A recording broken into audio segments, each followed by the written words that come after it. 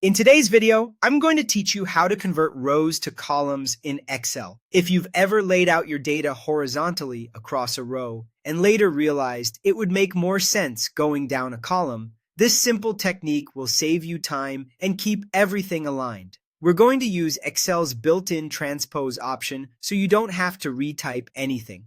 First, start by selecting the row data you want to rotate. Click the first cell in the row, then drag across to the last cell that belongs in your set.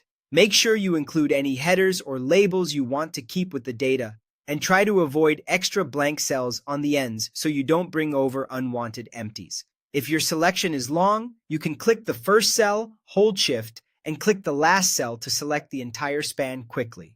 With the row selected, copy it. The fastest way is to press Ctrl+C on your keyboard. You'll see a moving dashed outline around your selection, confirming that Excel has it ready to paste. Next, decide where you want the column version to appear. Click a single blank cell that will serve as the top of your new column. It's important that this location does not overlap the original row. Choose a clear space so you don't overwrite anything. If needed, scroll to a fresh area on the sheet to keep things tidy. Now right-click on that destination cell to open the context menu and choose Paste Special. This opens a dialog that gives you more control over how your data is pasted.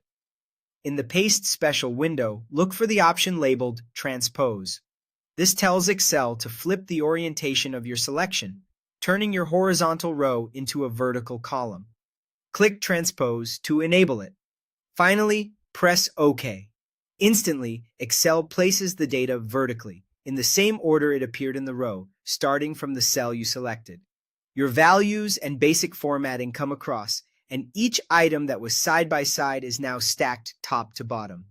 If something doesn't look right, don't worry. Just press Ctrl+Z to undo and try again, making sure you selected the correct range and a clean destination.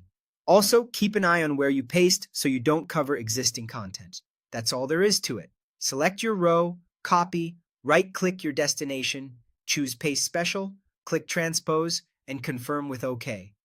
With this approach, you can quickly reorganize your data without manual re-entry and keep your spreadsheets clear, consistent, and easy to read.